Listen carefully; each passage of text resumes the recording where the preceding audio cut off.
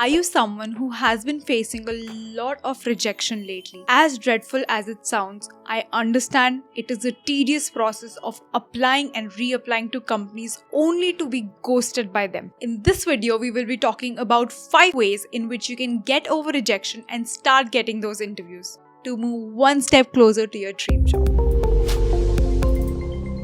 First, dig deeper. All the rejections that you have been getting, just sit down and draw a pattern out of it. What are the stages that you're being rejected over and over? What are the areas where you're getting a feedback over and over? What are these aspects that are being a hindrance in your interview and selection process in general? Start observing patterns. This will really help you understand the root cause, and you can definitely work on it in order to move forward. Second, getting feedback. See, when you get rejected, you always have an option of reaching out to your recruiter on LinkedIn, reverting back on their email, or wherever you had communicated with them. You can reach out to them and ask them for feedback. You can politely ask them, do you have a feedback for me? What could I have done better? Do you have any feedback where I can improve? In fact, you can also ask these in the calls itself. If you think it's just you and the recruiter, towards the end of the call, you can politely ask for a feedback then and there. Start writing these feedbacks down and you will start understanding what are these important aspects on which you can work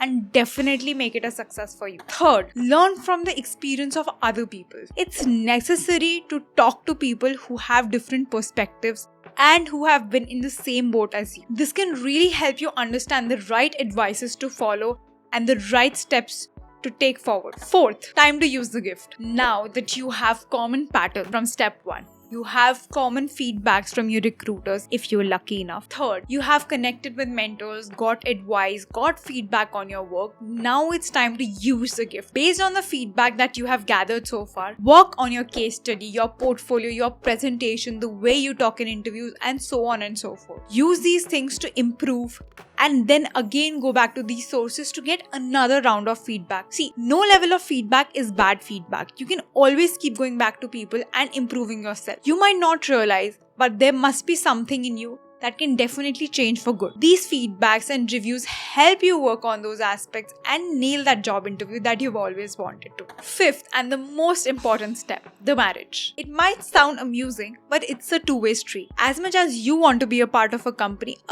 wants to hire you, and it should be a perfect fit. If you are not the kind of person they are looking forward to, or if the company you are applying to is not the right fit for you, then do not apply. As idealistic and as important a job might seem to you, you might realize it is not the right fit for you, and that's completely alright. Not every job out there is for you. You have to understand, when companies roll out a job description or a particular profile, they have a certain person in their mind. This person might have more of UI skills and less of UX skills, or this person might have more of research skills and less of UI skills. It completely depends on the industry, on the company, on the role, on their budget of hiring, and hence they pick the right person. So even if you're getting rejected in a certain interview and you're a great UX designer, don't worry, maybe the company is just not hiring the UX designer. They want someone who has better UI skills than UX skills. It's absolutely normal. Please research about the company before applying to the companies. This is extremely important because nowadays people have developed this tendency of just applying to every single job out there. When you research about the company, you know that you are applying for the right fit and your chances of getting selection goes much higher.